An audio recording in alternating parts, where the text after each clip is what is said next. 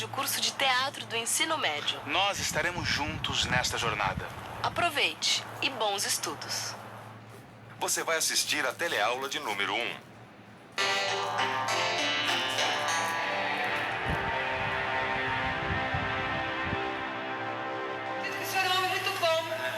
Neste curso, você vai ver que para contar histórias, o teatro se utiliza ao mesmo tempo da palavra, da dança, do canto, da pintura, da escultura, da caracterização e de muitos outros recursos.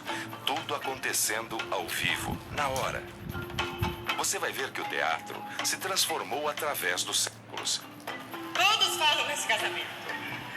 Todos me dão parabéns. E que para fazer teatro, basta ter alguém que represente o papel. Seu pai, o seu desprezo por Zósimo foi mais profundo do que nunca. E alguém que assista a isso. Ou seja, basta um ator e o público.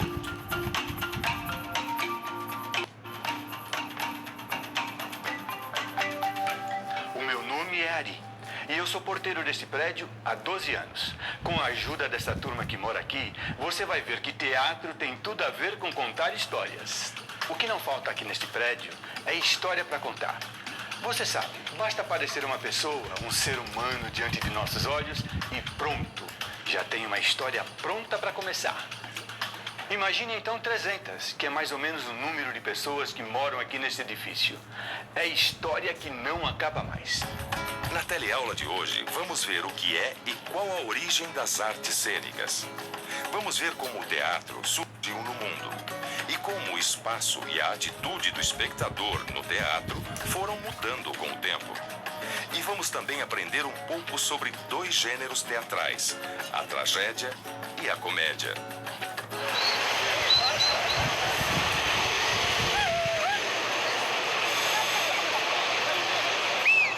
O mundo é um palco.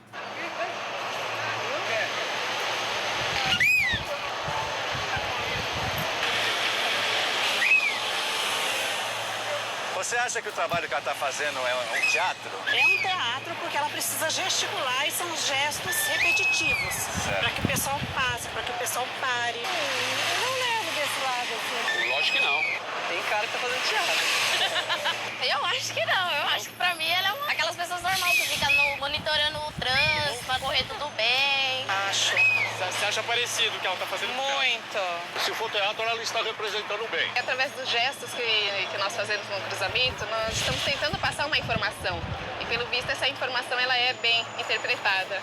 E o senhor faz teatro?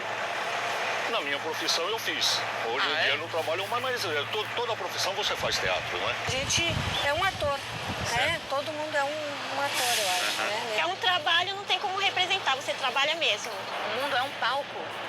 Olha, eu acredito que sim, porque a gente percebe que as pessoas estão interpretando o tempo todo. Eu tenho que fazer o meu mundo e meu mundo é o teatro, né? Eu acho que o mundo é um palco e você tem que saber interpretar em cima dele.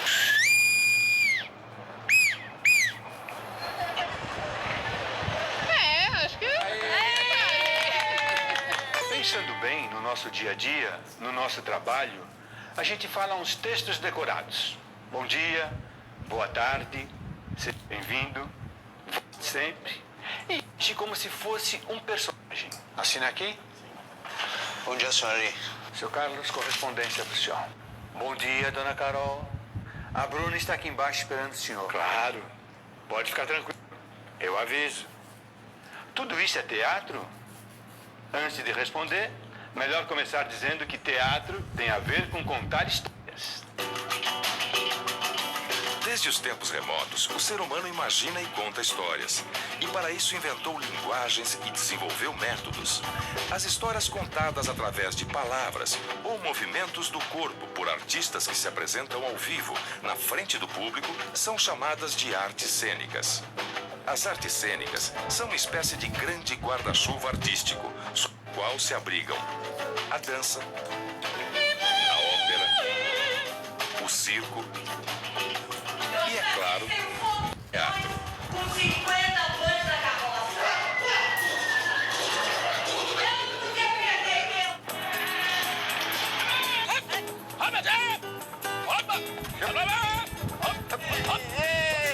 Parado.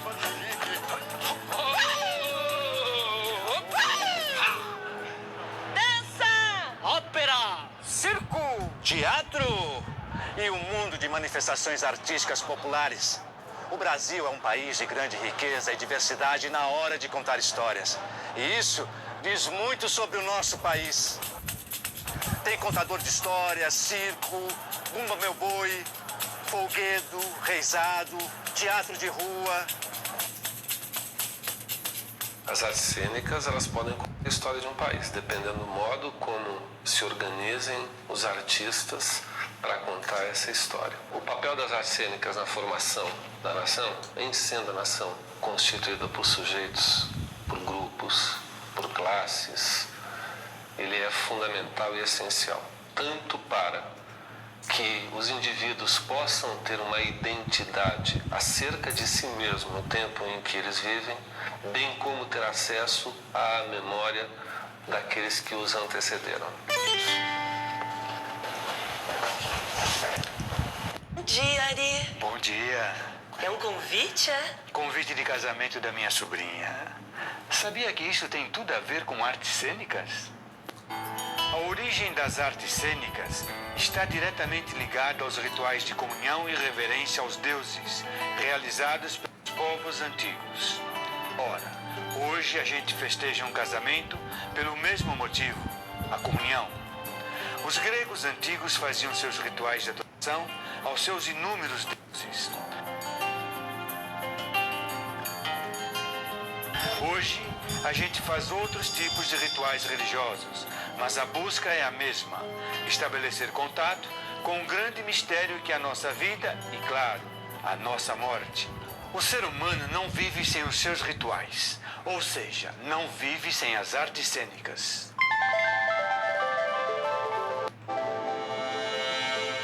Ritual. A repetição de um conjunto de práticas consagradas pelo uso e ou por normas e que se deve observar em ocasiões determinadas.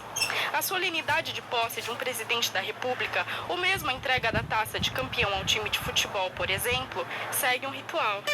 Eu acho que o teatro está intimamente ligado com a vida, com o cotidiano, com a... Por isso é que ele não morre nunca, porque ele é uma arte viva.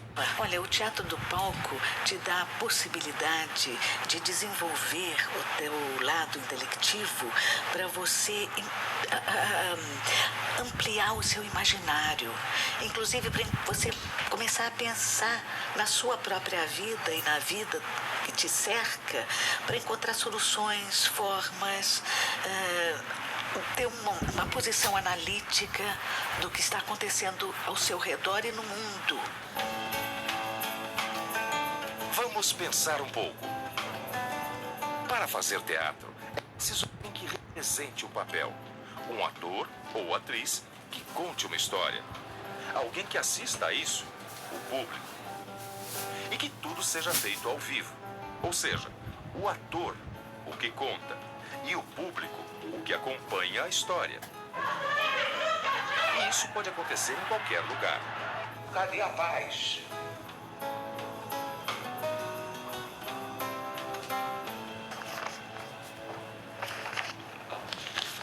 Ari, é verdade que foram os gregos que inventaram o teatro? Bem, muita gente diz isto, mas na verdade, os gregos inventaram o teatro grego. O teatro sempre esteve presente nas representações das mais antigas civilizações, em todos os lugares do planeta, inclusive aqui, na América do Sul. Mas uma coisa é inegável: os gregos deram contribuições fundamentais para essa arte chamada teatro. O teatro grego surgiu em rituais religiosos em louvor a Dionísio, deus da uva e do vinho. Sacerdotes e seguidores reuniam-se no templo ou saíam em procissão, entoando hinos de louvor ao deus.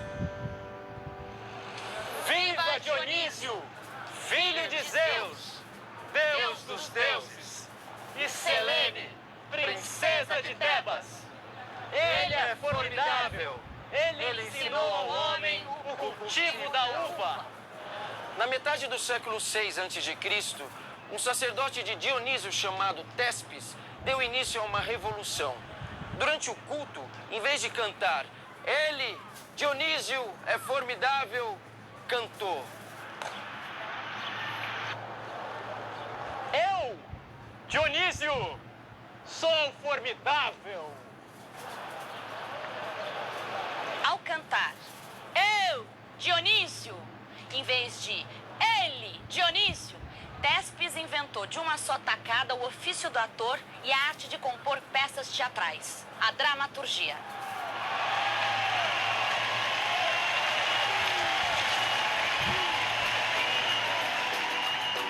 A partir de Tespes, o teatro grego se desenvolveu como forma de expressão artística, atingindo seu auge na Atenas do século V a.C., quando grandes edifícios ao ar livre foram destinados a ele, os teatros.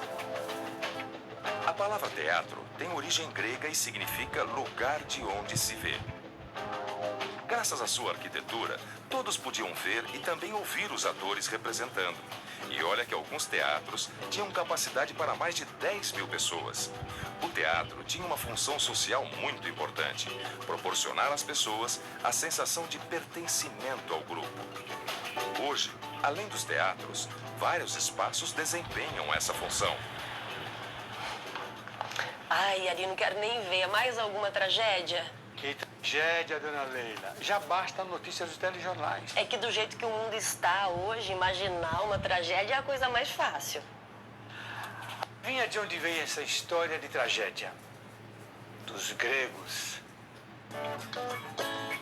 A tragédia grega era um modo de contar histórias que quase sempre terminava com a morte do herói. Os temas das peças eram geralmente ligados a questões de lei, justiça e destino. A tragédia servia também para resgatar a história de um povo, uma espécie de memória coletiva. Mas eu gosto mesmo de uma boa comédia, para relaxar e esquecer dos problemas do dia a dia. Você está pensando nos gregos? Pois pensou certo. Ao contrário das tragédias, as comédias gregas não tinham finais tristes. Seus personagens eram pessoas comuns, do povo e até mesmo bichos. E seu principal objetivo era provocar o riso do espectador. Para Aristóteles, o teatro tinha uma função terapêutica. Ajudava a eliminar os excessos emocionais. O povo voltava mais aliviado para casa. Esse processo é conhecido como catarse. E atenção! Se liga aí que é hora da revisão. Para começar o mergulho neste curso de teatro, na teleaula de hoje, partimos da pergunta: o mundo é um palco? E para tentar compreender a importância do fazer teatral no dia a dia da sociedade, aprendemos que as artes cênicas englobam todas aquelas artes que contam histórias usando palavras e gestos. Vimos que o teatro surgiu no mundo a partir dos rituais religiosos, como o teatro grego, que se desenvolveu a partir de rituais em louvor a Dionísio, deus do vinho e da uva. Conhecemos um pouco sobre o espaço do teatro grego e da atitude de seu público. E também ficamos sabendo um pouco sobre dois estilos de contar histórias teatrais: a tragédia grega e a comédia grega. E afinal, o mundo é mesmo um palco ou não? Ah, eu não tenho dúvida.